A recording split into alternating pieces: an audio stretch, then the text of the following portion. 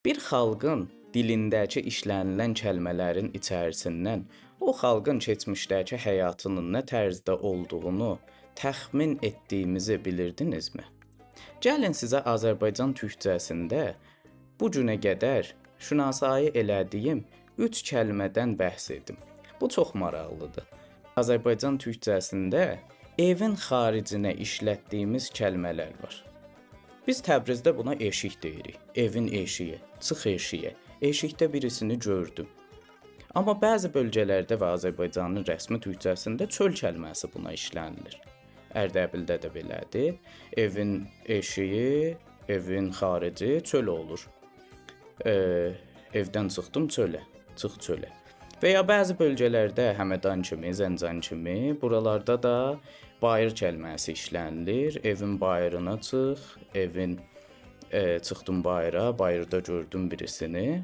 Və bu 3 kəlmənin əslində bir bölgənin insanlarının keçmişdə və o dilin təşkil tapma zamanında necə bir həyatda yaşamaqlarını göstərir.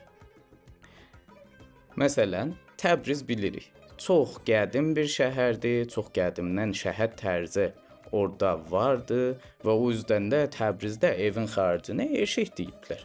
Evin xarici qonşunun qapısı olur, küçə olur, daş görürsən, kərpic görürsən, suvaq görürsən və bu yüzden də evin xarici eşik olur. Eşikdə bilirsiniz, astana mənisinə də gəlir. Ancaq gəlincə çöl kəlməsinə, bir çöl kəlməsi evin xarici anlamına işləniləndə, demək ki, keçmişdə bu insanların dil təşkil tapan zamanında köçəri bir həyatda yaşadıqlarının göstərgəsidir. Necə ki, evin xarici çöl olur, necə çadırda yaşırlar və çadırın xaricində də sən çöl görürsən, yaşıllıqlar görürsən və o yüzden də bunun xarici çöl olmağı çox normaldır. Bayır deyən insanlar da keçmişdə dilin evin xaricinə işlədilən kəlmənin təşkil tapması zamanında bir qırsalda yaşırdılar və ya köçəri bir həyatdaydılar. O yüzden də bunlar da bayır kəlməsini işlədiblər.